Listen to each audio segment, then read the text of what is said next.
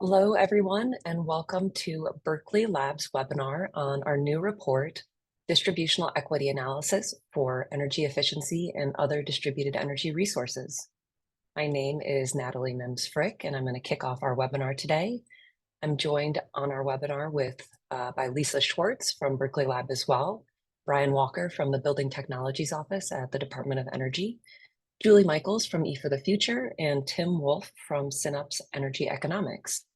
I'd like to thank the U.S. Department of Energy and E for the Future for funding this important research. So today we are recording the webinar and it will be available on our report landing page in a few days. I'll circulate the link to everyone who registered for the webinar. The slides, our report, and the summary are all available online on the project page today.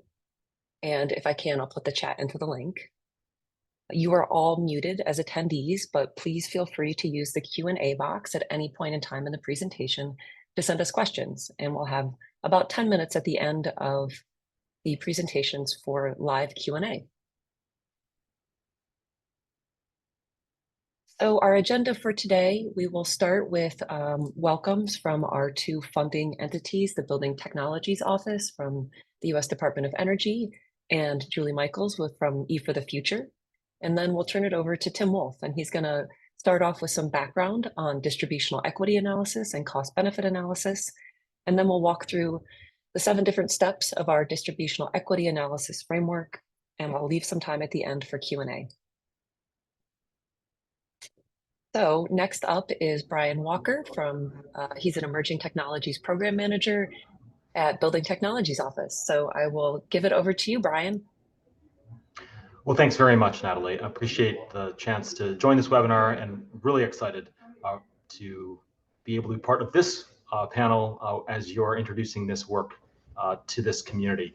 For folks that are not used to working with my particular team within the U.S. Department of Energy or curious about more of what we do, the headline is what you need to know, that the research and development, the demonstration, the deployment activities that we do as part of the Building Technologies Office, it's all based on partnership. And so this is how to work with us. I'm describing it on the slide, but this webinar is also a great example of that. So what it is that we do, we're committed to a mission where we are interested in the equitable decarbonization of the US building stock. And the team that I lead, Emerging Technologies, is all about the technology innovation that will help us get there. But we can't get there alone. So the way we work is that we convene people together to try to hear many different voices and understand the approaches. We develop plans, we co-fund, again, research, development, demonstration activities, and then we make sure we share the outcomes of that work publicly. So you're seeing, again, that whole arc today in the webinar. And then on the next slide, you'll hear, okay, that's how we work, but what is it that we do? We just published earlier this year, you'll see a link on this slide, a national blueprint for the building sector.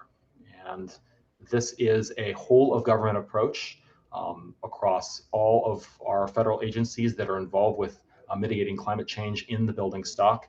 And the aim is to make sure that we're all aligned. All of our activities are aligned on reducing US building emissions by 65% by 2035, 90% by 2050, all of that baselined against 2005 levels. That's enabling net zero emissions, economy-wide, centering equity and benefits to communities. So when I think about how to summarize what we work on, there's 3 cross-cutting goals, 4 strategic objectives. The thing to take away and the thing that excites me the most about this work in the context of our distributional equity analysis that you're hearing today is how in tune these all are. Because we know that proposals to decarbonize the economy aren't going to mean much if they're not done in a way that respects and meets communities where they are and helps to advance equity fully aligned with this roadmap. We know that we care about affordability and resilience. Of course, that's a key part of what we do. And of course, they're related to equity. And then again, we're advancing strategic objectives in support of those 3 goals. This work was also in support of another major initiative announced this year at the Department of Energy, the Affordable Homes Energy Earthshot, which is on the next slide. And so what you need to know about this, it's one of 8 different energy earthshots that was announced by the Secretary of Energy. And the goal here is to reduce by 50% the cost of retrofit packages that are needed to decarbonize affordable housing while lowering their energy bills by 20% or more within a decade. So that is a massive and very audacious goal. And the Secretary said it herself when she made this announcement.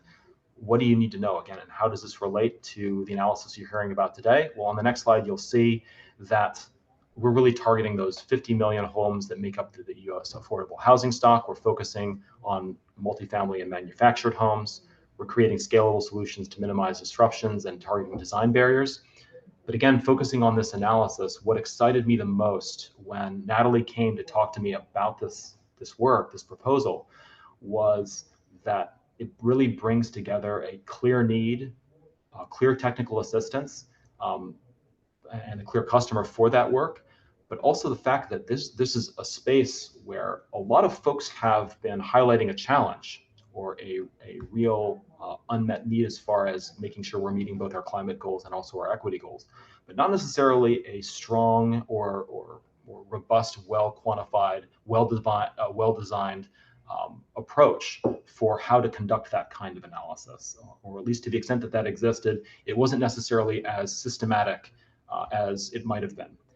And we were so excited to partner with E for the Future, so excited to hear from Washington State, from the Utility and Transportation Commission as partners in this work. And I'm really excited to hear what you think of it, and to hear all the different places it could go. So I'll turn it back over to you, Natalie, and to E for the Future. Thanks, Brian. So our next speaker is Julie Michaels, and she is the Director of Valuation at E for the Future. And Julie, are you there? I'm here. Okay, I see you. Okay, good afternoon, everybody. Good morning for some, I suppose. Thank you, Brian, for that great overview of all of DOE's activities. A quick overview and a few key upcoming events to be aware of. The National Energy Screening Project is managed and funded by E for the Future. Its publications include the National Standard Practice Manual for conducting benefit cost analysis of DERs, otherwise commonly known as the NSPM. And a little quick background here. Over the past years in applying the NSPM in states across the country, it became clear that there was a need to address how benefit cost analysis, or BCA, could help address equity, and importantly, its limitations in addressing equity. And so several years ago, with Synapse Energy Economics, NESP developed a conceptual framework for how BCA can be conducted alongside a separate analysis to understand equity implications of DR investments. But it required a more robust effort. And so with LBNL, NESP and LBNL joined forces with DOE funding, and we were able to launch this project. So you're going to hear that overview today. If you're interested in a deeper dive on this topic, there will be a live virtual training hosted by ASP, the Association of Energy Service Professionals, at the end of July.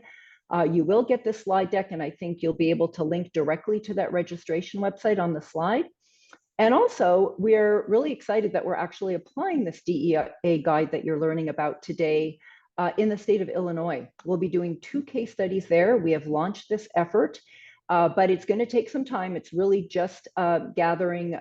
We're just getting into some key stages of it, and that's something that E for the Future is involved in with Synapse and Midwest Energy Efficiency Alliance, and we hope to have those results expect in the Q1, Q2 timeframe of 2025.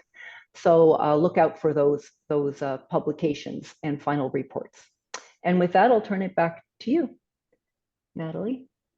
Thanks, Julie.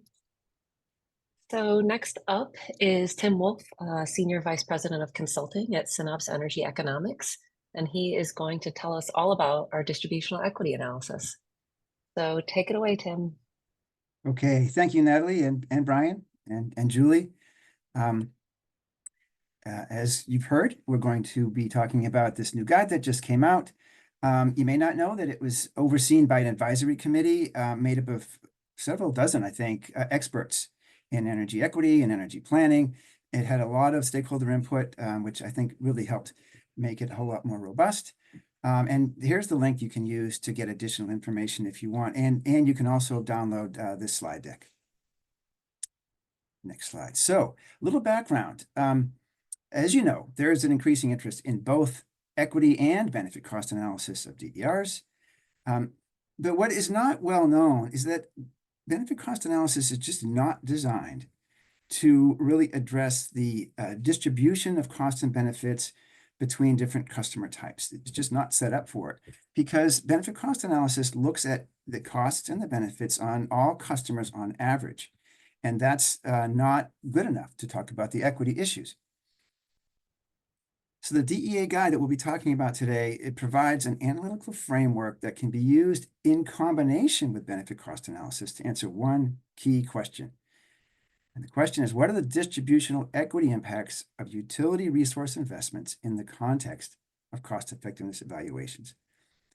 The reason we break out this question and highlight it is that there are so many equity issues that come up in discussions around utility planning. And in our conversations with stakeholders and others, everyone's looking for answers for all kinds of different equity concerns, which would be great. But we need to be clear that distributional equity analysis is somewhat focused, and it's focused on this one question of distributional impacts in the context of cost effectiveness when utilities are making decisions about new investments. And it's important to point out that DEA is a early, nascent, emerging concept, especially in this world we all live in utility regulation. So you should recognize that in looking at the guide. I'm sure that a lot of the concepts we put there will evolve over time. And it's also important to recognize that there are, in our experience, a lot of limitations in the data that are important to make some of these analyses. And so hopefully over time, with more work and analysis, the data will become more available for this purpose.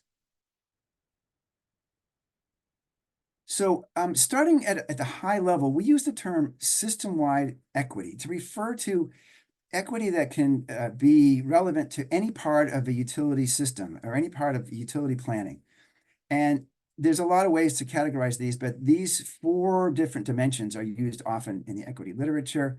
The first one is recognition, which has to do with understanding and realizing that there's historical and institutional dynamics that lead to inequities. Procedural has to do with providing access, providing input so that stakeholders representing equity populations can be heard and can have input to the process. Distributional has to do with the equitable distribution of benefits and costs across different parts of society. And restorative, which is recognizing that there have been past inequities that can continue to be brought forward into the future, and that these need to be rectified and understood as you're doing your system-wide equity analysis.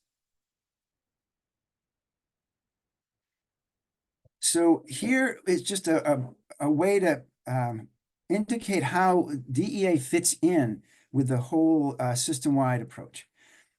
As you can see with the 4 circles in the Venn diagram, the 4 different dimensions that we just talked about, and system-wide equity covers all these dimensions, and it covers them in all aspects of utility regulation and planning, even in rate making or anything. These issues come up.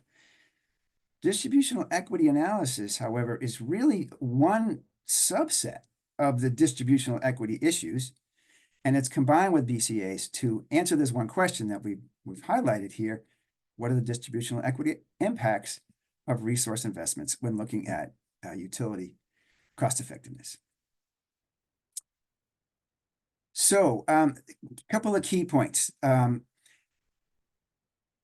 The distributional equity analysis needs to be conducted alongside a benefit cost analysis. The 2 work together because the DEA provides information that BCAs cannot.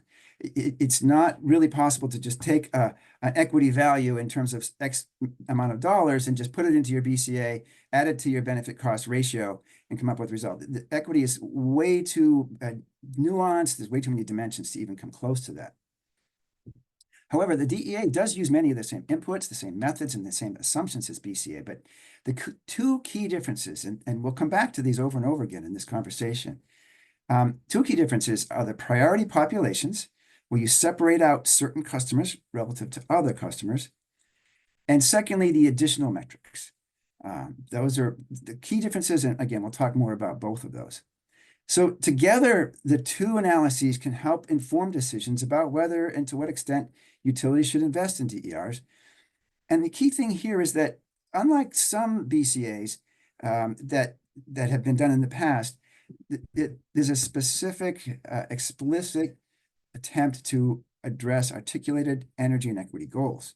That's the whole purpose behind the DEA, is to address equity goals. So that's a bit more apparent in DEAs than it sometimes is in BCAs. On this slide, we talk about the differences between BCA and DEA, and I'm just going to focus on a couple of things. First of all, the purpose of benefit cost analysis is to identify which programs utilities should invest in. The same purpose applies to DEAs, but in addition, the DEA can help identify how the programs will impact priority populations. Under the impacts that are analyzed, you might be familiar with the traditional tests that have been used to look at costs and benefits, the utility system impacts, the participant impacts, societal impacts. In the distributional equity analysis, which impacts are included is entirely dependent upon which metrics you choose for the analysis. It could be a narrow set, it could be a broad set. It all depends on what you choose. And again, we'll talk more about how to choose those and what that means very soon. And then it's also, if you don't mind going back, I think the last row is kind of important too, because in a BCA, the metrics are all in dollars, present value of cost, present value of benefits, net present value, and so forth. And that provides a nice handy score at the end, a result. You can say, oh, it's cost effective or it's not. With the DEA, it's not that simple. The metrics that you might be looking at come in different forms, different units, whether it's rates or bills or energy burden. And so it does require more thinking and processing of the results once you get those metric answers. And we'll talk more about that as well. Okay, so that we identify in the DEA guide 6 key stages in conducting a DEA, actually 7. The first 6 have to do with the DEA itself, where you establish a stakeholder process, you articulate the context, you identify priority populations, develop metrics, you apply the metrics to the priority populations, and then you present and interpret the results. And then finally, you combine those with the BCA and help make decisions based upon the results of both. I'm going to now step through each one of these stages in a little bit more detail so you can see how they all fit together. Oh, if you don't mind going back one slide, Natalie, I meant to point out something very important. You'll notice at the bottom of the slide, that blue bar with the arrows pointing up. This is to demonstrate or to make clear that stakeholder engagement is really important at every stage of the process. Equity is all about addressing different populations that aren't necessarily addressed in BCAs. And so that population needs to be well represented throughout the entire process. Okay, next slide. And the stakeholder process is somewhat different for DEAs than what we're used to. And in terms of who's relevant, the term community is often used, and in the DEA guide, we refer to it, referring to like a group of people who have a shared identity for whatever reason. Stakeholder refers to representatives of different populations and different peoples. And they have different meanings. It's important to sort of recognize who you're talking about and making sure you're reaching out to all of them. And there needs to be a diverse cross-section of customers represented, as you'd expect. And the processes for getting input from stakeholders are different than what we're familiar with in utility rate making and regulation proceedings. You need to take certain steps to make sure representatives are available, they have access, they have materials that provide them with information so they can learn about some of the complex issues. It takes an active process to make sure that those parties are well represented. And LBNL is currently preparing a document on exactly this issue, an engagement guide for DEAs, and it will be available soon on at this site. Stage 2 is articulating the DEA context, and there's 2 steps there. It's identifying how you're going to apply it and then the time frame. So in the next slide, we'll talk about applying it. And what this means is the DEA application on the next slide, thank you, is, what are you analyzing? Are you looking at a single DER program? Are you looking at a portfolio of DERs, like a whole portfolio of efficiency programs or a portfolio of net metering programs? Are you looking at multiple types of DERs and comparing, say, energy efficiency to DG or others? Are you looking at multiple DER portfolios, or are you trying to optimize all DERs within several portfolios or within a utility service area? And defining these up front is kind of important because it will matter later on in how you determine your priority population, well, especially how you determine your metrics and how you present your results. On the next slide, we talk about the timing, the time frame. And as you're probably familiar with energy efficiency and other BCAs that you've seen, you can do a retrospective analysis or a prospective analysis. In the retrospective case, the purpose is to really try to understand how previous programs have been, how they performed with regard to equity, how they can be improved for future program purposes. And the prospective, it's planning for forthcoming programs. Maybe nothing's been done, no program's even started yet, and you want to have a good sense of what the equity impacts are. And the actual practice of doing either one of these is very similar in terms of the mechanics.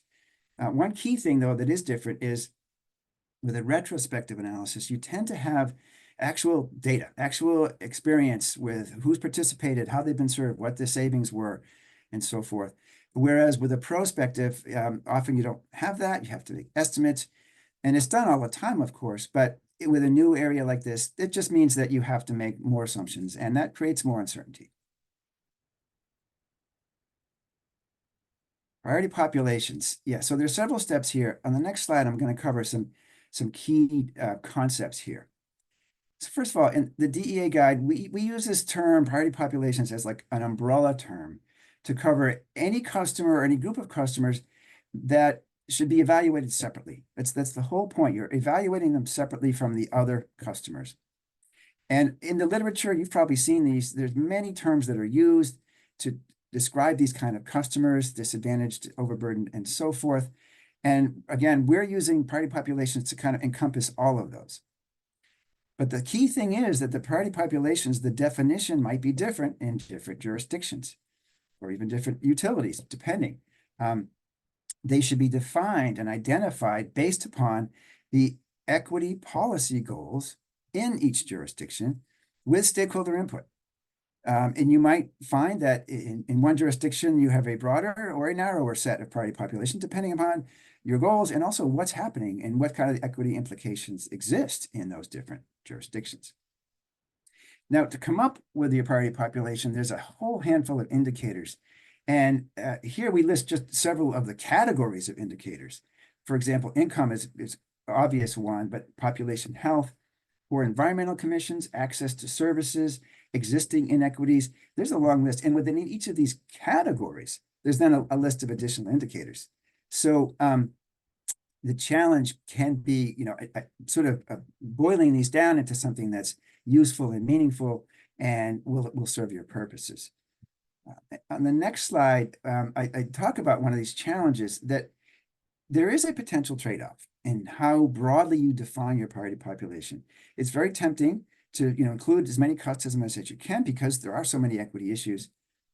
However, you need to recognize that in some cases, certain actions might desirable to improve equity, but they might cost more money. That's typically recovered from other customers. Classic example is low-income energy efficiency programs. Every state that I know of has them. And in most cases, they're not the lowest cost programs at all. Sometimes they're even not cost effective by the standard tests. But states do them anyways because of the equity benefits. And what happens is the additional costs of those are recovered from other customers.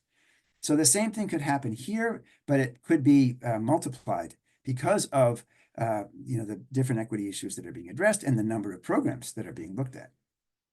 So when you're thinking about the scope of your priority populations, you need to think about this trade-off between the number of customers who might benefit from the improvements to equity and the customers who might have to pay for it. And the trick here is that there might be or probably will be some vulnerable customers that are on the margins. And so you need to think through how this balance should be struck. And really, it comes down to getting good stakeholder input so that you can get that perspective, all those perspectives, to strike the right balance.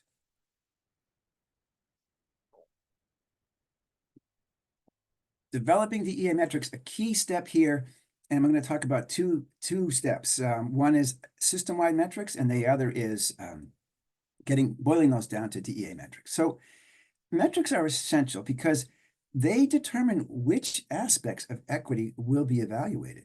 You could have a very narrow set of metrics which only cover a couple of aspects, or a very broad one that covers many, many. And there's trade-offs to how many you use. And like the priority population, the choice of metrics should be based upon the jurisdiction's energy goals with stakeholder input. You're starting to see a few themes here. Those themes run through the whole guide. Now, for the system-wide equity assessments, that is the broad assessments that several states have already undertaken, we've reviewed, it's a part of the guide. There's this huge range, and we came up with over 100 metrics that might be used to indicate equity and how well it's being accounted for in different planning practices. And they cover all the dimensions that I mentioned earlier: recognition, procedural, distributional, restorative. But the key thing here is that system-wide metrics need to be winnowed down from the broader set of distributional for the purposes of distributional equity analyses. Some metrics overlap with each other and overlap with the results of the BCA. You got to think about what that means. Some metrics might not even be relevant for distributional equity. They just don't pertain to that whole issue. An example might be you might have some metrics regarding fixed charges on customer bills, or actually there's probably better ones than that. However, you have to think through, does this metric actually apply to distributional equity? Some metrics might not be affected by the DER under consideration. Like, is the DER you're looking at going to change things? In fact, that's where my example was. If you've got an issue with fixed charges and people are discussing, whether they should be higher or lower, because that's actually a distributional equity issue, but it doesn't affect the DER, so the DER can't affect it. So you got to be thinking about that. And then this is kind of important, as you'll start to realize as we go through this, that DEAs can be resource intensive and they can be complex. And to keep them sort of transparent and accessible, you don't want to have too many metrics because it will complicate the DEA and make it hard to really interpret what the results are. So this is a list of examples that you might have for your DEA metrics. And they come in categories. You can see here, access to services, especially DEAs. The economy, impacts on the economy, whether it's jobs or utility dollars invested in certain locations. Affordability, of course, is a big part of this, and that could come up in the change in rates, change in bills, energy burden. Public health, whether it's safety, comfort, or other health issues. Health impacts in terms of impacts of air emissions or air quality. Shutoffs is a issue in a lot of states, on a lot of people's minds, and that might be one of the metrics you look at. Same goes for reliability and resilience. And so, again, these are examples. Other jurisdictions or some jurisdictions might choose more or fewer. And this looks like a simple table here, but even within some of these categories here, you can have multiple metrics. So point I'm trying to get across here is that there's a lot to think through and to sort out to make sure that you've got a reasonable set of metrics to make your analysis robust and transparent. Okay, and probably the hardest part of all of this is applying the metrics to the priority populations. And there's several steps to that. And on the next slide, I'll talk about the key concepts. First, there's the data requirements. And as I mentioned earlier, a lot of the data that would be great for this is not yet available. Some of it is, some of it's not. And it falls into different categories. There's the demographic and socioeconomic data. And a lot of this can be obtained publicly from the U.S. Census Bureau and others. You could also conduct surveys and have questionnaires for customers and other ways of collecting data. So there's a lot of opportunities there. Utilities obviously collect a lot of data around billing, customer accounts, addresses, rate information, and so forth. DER programs, some geographic data.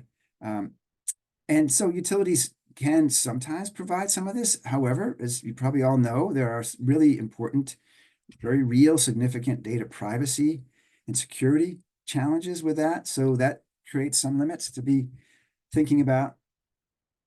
And then the way that energy might impact certain communities and certain populations, for example, how air emissions might impact certain populations. There are publicly available data for that, even modeling data for that. Again, some of it's easy to collect, some of it might not be available, but you get this gist that there's a variety of sources. And in the guide, we have loads and loads of links to resources where you can find some of this data. So one of the trickiest things about all this is how the data types match up and what kind of resolution you can get with your analysis. So a lot of the data is available at the household level or maybe the business level as relevant. And this includes the information about the utility account, the addresses, anything about the customer, how much they're enrolled in DER programs, and so forth. And again, a lot of utility data might be available at this level. The geographic level, though, is usually based upon a geographic area, a zone, such as a county, a zip code, a census tract, or a census block group. And there's a lot of socioeconomic data available at this level. However, the trick is you've got to match the two together. You've got to line them up so that you can apply one to the other, basically. A lot of the metrics information might be at the household level, but the priority population information might be at the geographic level, and you got to match them up. And so what you want to do is achieve as much resolution as possible by using the smallest geographic area that you can. And then aggregate those up, or actually you aggregate up the household level to that geographic level, and that way you have a match between your household level and your geographic level data. And so even with this resolution, it might be difficult to accurately represent the impacts on priority populations, depending upon the homogeneity of each area. Some areas, you might have where it's very clear that everybody in there is part of a tribal community, for example. In that case, it's very straightforward. But in others, for example, income or race, it might be very mixed and it's hard to know. And part of the challenge here is when you get your results, you might need to be thinking through just how much you can count on this resolution for making conclusions. On the next slide, the graphic on the right kind of shows how the steps of this in the DEA process, where the source of your data might be public, might be utility, might be at the geographic level, at the household level. You've got to combine the two somehow. Often you can use GIS or other kind of software programs to combine them, overlay them. You want to get the metric results. And the key things at the very bottom, you want to get your results as much as you can for the priority population separately from the other customers, because that's what you use then in your DEA. Next slide. Here we go on to the presenting and interpreting the results. And this can be done in a lot of ways. We've got 3 ways that we describe in the DEA guide. On the next slide, I'll cover those. The simple results is just a set of what you find for each metric. If your metric is participation in a DER program, the result is, well, we've got 10% of people participating, for example. And that's what you got. That's what you use to consider equity impacts. The more sophisticated level is using benchmark results, where you establish a benchmark for what you would like to achieve, a target or a cap or a minimum for each equity metric. And as you can see on the blue box there, examples might be, you might have targets for participation rates in DER programs. You might have targets for reducing energy burden, or you might have a cap on what you consider reasonable rate impacts. And these benchmarks should be based upon, maybe you have some already, historical energy goals. Maybe you have equity goals that sort of suggest certain benchmarks. And either way, once again, you want to have input from the stakeholders to help identify these benchmarks, because they help really clarify what your results are telling you. The third approach here, we're not going to talk much about today, but if you want to look into the report, you can find a lot there. It's much more complicated. It's more resource intensive. It's using a multi-attribute analysis technique, which is used in other contexts, to apply to the benchmark metrics and create a score for each metric, a numerical score. And then that score can be weighted across the metrics depending upon how important each metric is. And then that gives you a single score for your equity results. So while it's a very tempting analysis to use, we urge great caution in using it, not only because it's resource intensive, but because it can be opaque, not clear at all, like what this particular weight means. So you have to be cautious. And then it's also, there's a potential for misunderstanding the results, even manipulating. So it's there. I consider that like for the advanced level of this, if people really want to go there and spend the time at it. And you have to have even more stakeholder input there because of the potential for misunderstanding what's in there. So a couple of examples here just to show this. So we have on the table here, 5 different metrics. And these are metrics you might commonly see because they're fairly easy. There's data to get, and they're often important issues. Participation rate of the DER being analyzed, the long-term average rate impacts, participant bill changes, the number of shutoffs that might be avoided because of the DER, and any changes in customer reliability. And what this tells us is that for the average rates, there's an increase, 0.9%. For participant bills, the party population bills go down more than the others. The number of shutoffs are much greater than the other customers. Reliability is about the same in both. Maybe this particular DER just doesn't have a big impact on reliability. Then if you take this to the next level and you look at benchmark results, if you look at the new column on the right, the benchmarks that were established by this particular jurisdiction, and usually it's best to do it before the analysis is done, or certainly before the results are available, it shows that the participation rate actually for party population is lower than the benchmark. And that's a negative thing in terms of equity. Whereas the long-term average rate impacts is lower than what the cap was, so that's a positive thing. The participant bill changes are greater than what was in the target population. I'm sorry, the benchmark for the party population. The number of shutoffs exceeded those. That is, I should say, reduced shutoffs exceeded those of the benchmark. The reliability change was a little bit greater than the benchmark. So the bottom line here is that for the bottom 4 metrics, this program improves equity, but for participation, it actually does not meet the benchmark. And so what that means is that the analysts and the proponents or the developers of the programs should think about, well, maybe we should be looking at ways of increasing the participation rates and therefore making the whole program more equitable.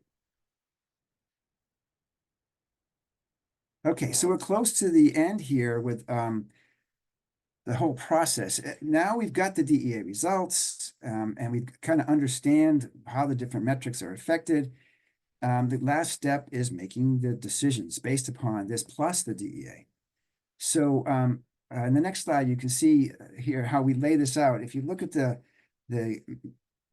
matrix, I guess, on the right, There's the four quadrants broken out by whether the BCA results pass or fail, or whether the DEA results pass or fail.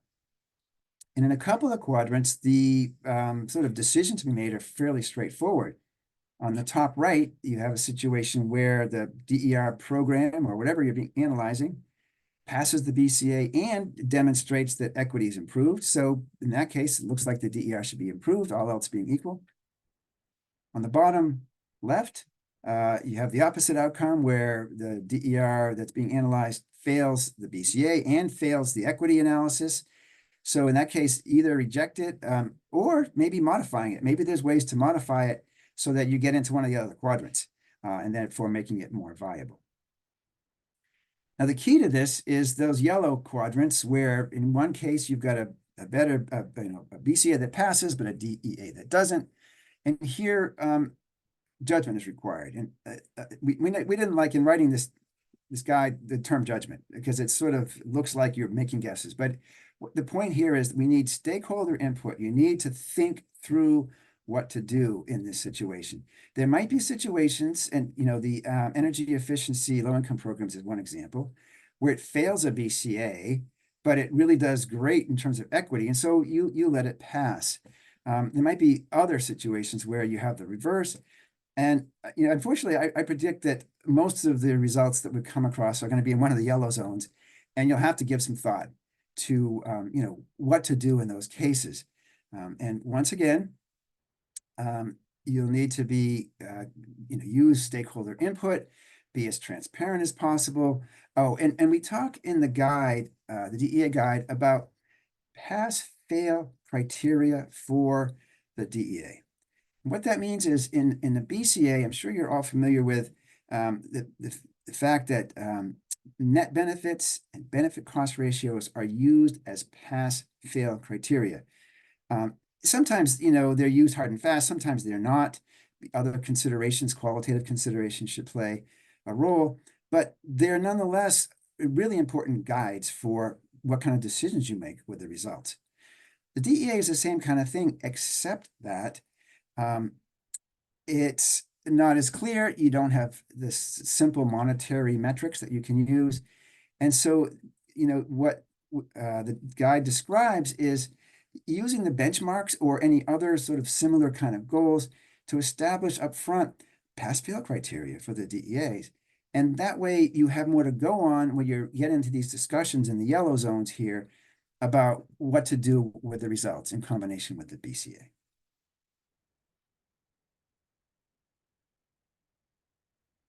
Okay, so just a couple of additional points, very important though, don't want to overlook them. First one, the DEA is a complex process, and it's likely to be very time and resource intensive. Think of the BCA analyses people were doing 20, 30 years ago, and how that's evolved so much over time, and how complex even that still is. Well, we have that same kind of evolution in front of us for DEAs. However, we don't want to encourage anybody to be put off by that. It's very possible and straightforward to do streamlined DEAs if you're limited with your time and your resources. We have a couple of suggestions here for each of the stages. Firstly, the stakeholder process should never be streamlined. You need to have that, as we've said over and over. In terms of the DEA application, you can start with a relatively narrow one or one that's sort of well established, like an energy efficiency portfolio. You've already got it. And by the way, the DEA application should follow the same structure as the BCA application, right? If you're doing a BCA of an energy efficiency portfolio, the DEA should also be of the energy efficiency portfolio. So then for priority populations, a lot of jurisdictions have already established lots of goals or even exact definitions of priority populations. So in that case, you might be able to save a lot of time and effort. Same goes for metrics. A lot of states have established metrics. You might still need to think through how to winnow them down, but there's a lot to work with. Also, you can look to other jurisdictions for some of those.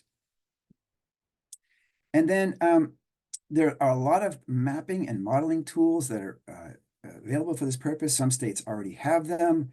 Some states, you can use some modeling applications from other states in your own state. They're easily transferable in some cases. So that helps save a lot of time and energy. If you focus on the simple and the benchmarked results, that goes a long way. As I mentioned earlier, the scoring techniques are very time consuming and to be used only if you've really got the time and energy and patience for it. And I'll also say with like simple and benchmark results and simple metrics, participation in programs is one of the most important metrics. And when you think of it, it's very consistent with the Justice 40 initiative from the White House, where the goal is to make sure that the party populations experience equitable benefits relative to other customers, or that in many states they have policies already that say that the amount of cost incurred by party population should match or even be lower than the amount of benefits experienced. That's all about participation. And if you can do at least that in your initial DEAs, that goes a long way. And again, as I mentioned earlier, you can establish clearly defined pass-fail criteria in your DEA process, and it just makes the whole decision-making process later on more efficient and more transparent.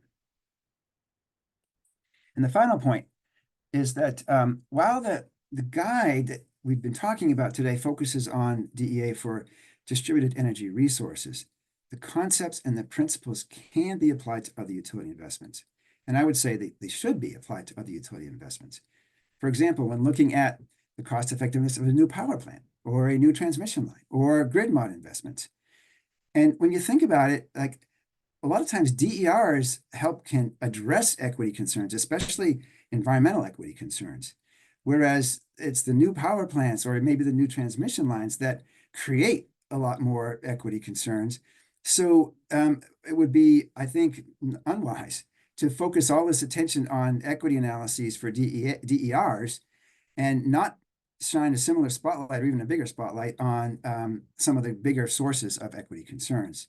So I hope that point isn't missed by the fact that this guide focuses primarily on DERs. So with that, I thank you for your time, and we have lots of time for Q&As. Thanks, Tim. And Lisa, do you have some questions you want to get started on? Should I take the slides down, or do I need to go to any specific slide for any question? I think you could take the slides down. Okay. We have a lot of questions. Thanks so much for your participation. Tim, let's try to answer them as quickly as we can so we can get to a lot of them. This first question does refer to a slide, but you don't need to look at the slide to know. On one of your slides, you include utility dollars invested as a possible metric to include in a distributional equity analysis. And the question is, hey, this seems to be an input metric, which a utility could readily control, not a guarantee of an actual benefit conferred to the target population. So could you speak to the value of using sort of input versus output metrics in a DNA? And what kind of recommendations do you have for this? Yeah, I would say there's nothing wrong with using an input metric. That is something that the utility can control. And in fact, when you think of it, things like DER participation, which is one of the important metrics I mentioned, utilities have control over that. So there's nothing wrong with that. And in fact, having to do DEAs might encourage utilities in their planning to make take specific actions to encourage to result in those metrics. So a lot of folks would love to have more utility investments in certain zones, certain geographic areas that are covered by party population. So I've never seen anybody concerned about that kind of a input metric in a DEA. Okay, great. These are all really good questions and a little complex in some ways. So it seems like an implied step is sort of decide how the metrics you choose are affected by the energy efficiency or other type of distributed resource you're looking at. So do you have any guidance for how, and this is like a specific example to make this concrete, say a community solar portfolio would affect energy burden, would reduce it, or reduce emissions quantitatively. So if an entity is totally new to this, and really everybody is, what can they do to make decisions like this? Well, that's the whole purpose of the DEA. I'm not sure I follow the question, but I think that in having to do a DEA, it might affect, as I said a minute ago, how the program is designed. So, for example, the community solar DEA, community solar program, as it's being developed, the participants in developing it, utilities and stakeholders, might want to think about how much is going to be saved by the low-income customers, or even better, community solar sometimes serves low-income but non-low income as well. They might want to think about, well, what should that ratio be? So there is kind of a back and forth, if that's what the question was getting at. Okay, great. This is a two-part question. First, how engaged do you see utility regulators getting involved in all this stuff with this methodology? And two, what other kinds of proceedings do you see this being used for? So, you're focused here on energy efficiency and distributed energy resource programs, but what about electricity planning, integrated resource plans? What about resource procurement? Even at the regional level, with respect to the guidance that, that FERC has handed down with respect to DERs and wholesale markets and coordination with transmission. So that's a lot. It's a great question. Now, I'll address the last part first, which is I think it's going to be tough to introduce some of this in wholesale markets because they tend to, function under different rules. And this kind of analysis doesn't usually, drive those decisions. Well, Tim, I think the question is, commissions have responsibility with respect to FERC Order 2222, just take as an example. So with that responsibility, like how do they fold that in with that? But also just like all these other kinds of electricity system planning dockets and such. So what we found so far in preparing the guide is that a lot of the direction for this comes from statutes. And there are many states now that have statutes requiring some kind of way of looking at equity. And a lot of what we've seen, they require more system-wide kind of equity analyses. And it's as you all know, when there's a statute out there that gets a lot of attention, that's where the commissions get more engaged. They don't really have a lot of choice. That's where the stakeholders get engaged. So that's kind of where the driving impetus is behind this. In terms of where you'll see it, we've seen it already in a lot of cases in looking at energy efficiency. I've seen it in some grid mod plans. I know for one example, in Illinois, they have some grid mod plans where they bring in some of these concepts. As we talk about in our guide, there's the Washington State. They have, for years, they've been doing this system-wide equity analysis, again, driven by statutes. I know that this issue has come up in Massachusetts because I'm working on grid mod there, and it looks like a lot of stakeholders want to see this type of approach in some way or another brought into the grid modernization planning. So I think it's going to evolve over time. As I mentioned earlier, I think there's no reason it shouldn't be introduced really in most contexts where there's decisions made about utility investments. That's where it's key, because the utility investments are then going to affect equity impacts for many years to come. This is a somewhat related question. What if you go into think about rate cases where the rubber really meets the road, right? I mean, what could it look like to incorporate distributional equity analysis in that way? Setting things up in advance with the stakeholders to determine the equity metrics that the utility might be held accountable for in a general rate case. Wow, that's a great question and a very difficult one. One thing I will say is that you may not know it, but rate cases already have a lot of distributional equity components to them. The whole cost allocation process is all about equity between different customer classes. Rate design, same thing, equity between different customer classes. What's different about this is that it's not just customer classes we're talking about, it's priority population versus everybody else. So to get more to your question, I think what I've seen in lots of different contexts is different states review and approve utility investments in different forums. Sometimes the energy efficiency is approved in one place, and then it's just a rider that flows right through and never even sees the rate case, really. The other cases, you might have grid mod analyses where there's a plan, and then those, in one way or another, flow to the rate case. So I would say that it's probably going to be a complicated path, where ideally, when the planning decisions are made, whether it's a rate case or a planning docket or someplace else, that's where equity is factored in. And by the time you get to the rate case, it's already been accounted for. And maybe at that point where you're looking at prudence and reasonableness of investments, maybe you'd look back at the equity decisions that were made at the time of making the investment, and that might affect the rate cases. But I will say, I'm guessing now, this is very early days for how this might affect rate cases. This is another related question, and probably just a quick answer.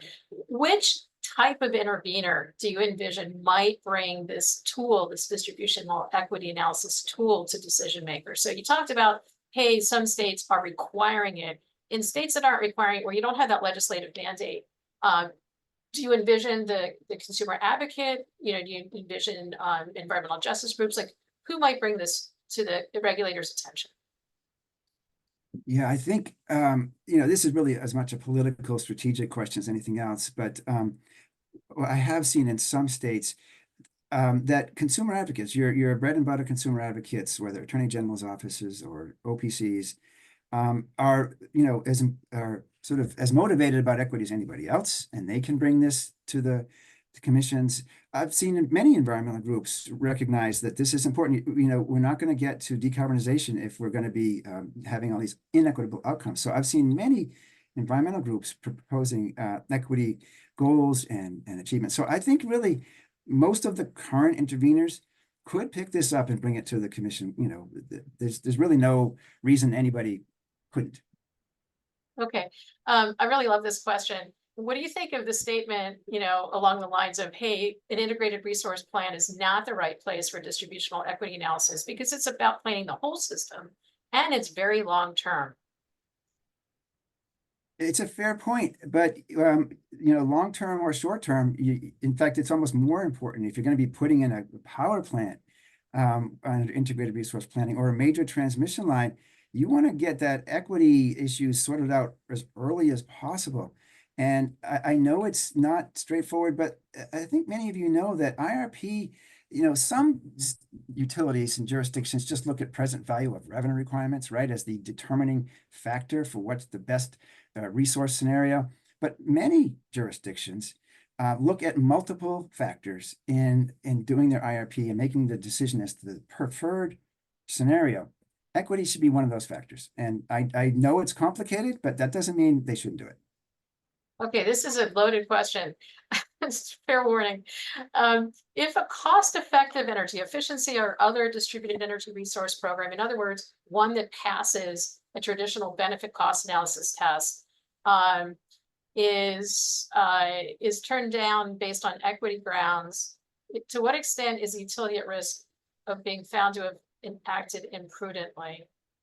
It's a very tricky question. Well, it implies that the utility went ahead and did the program anyways. Right. Yeah. Right. So first, which I don't, and also we have to talk about, like, what proceedings are these things addressed in? If it's a tariff, it's a program, it's typically, not always, but it's often filed, I should say, in a tariff, right? A separate tariff. So that's an issue here too. Yeah. So for an energy efficiency program, that's the simplest one to think about, which are often reviewed sort of in separate proceedings before outside of a rate case. There might be many situations where a program will fail the DEA. Think of a really strong industrial energy efficiency program that is, very cost effective and has all these huge benefits, reduces emissions, and yet in terms of equity, it just doesn't shine because it's not meant to shine. That doesn't mean that the whole thing should be canceled. But there are other situations where maybe a small business program where really equity becomes very important. So the point here, it's a theme you've heard throughout this whole presentation, is that you have to think through the results because they may not be straightforward. I'm going to try to squeeze in at least one more question here. Might run a little long. So, as you know, there are states that have, or maybe all states have, discriminatory pricing statutes, right?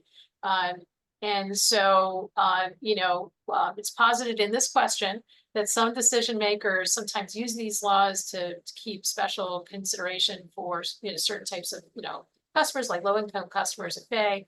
So Is this sort of a distributional equity analysis a way that first of all, is not discriminatory pricing? You know, we should make that statement and explain why. And two, is a way to sort of help rectify some of these maybe historical issues. I think you kind of answered my question for me, or the question for me, but yes, Yes. I would say that, yeah, DEAs are intended to, protect against discriminatory pricing or discriminatory cost recovery. And yeah, well, I think the question is sort of written in an opposite way, like, hey, we can't do this program, you know, because we are really considering the equity considerations and it's not cost effective because, hey, it's discriminatory pricing. I think that's the nature of the question. okay, then I would say that, again, the DEA is intended to sort of, first of all, make transparent. That's the key thing here. It's providing the information so people can see what's going on, to make the information transparent so you can make these informed decisions. Great. Well, we're at time, Natalie. Thank you so much, everyone, for joining, and thank you, Tim and Lisa, for that fantastic Q&A session. As I mentioned, I will be sending out the link to the recording and also the report and the slides, which are already available, as soon as the video is finished processing. So that should go out relatively soon. And the report, or you all should have my email address from registering for this webinar. So if you have any questions or comments, feel free to reach out to us. And we look forward to hearing any additional thoughts you have. And thank you so much for joining us today. Thank you.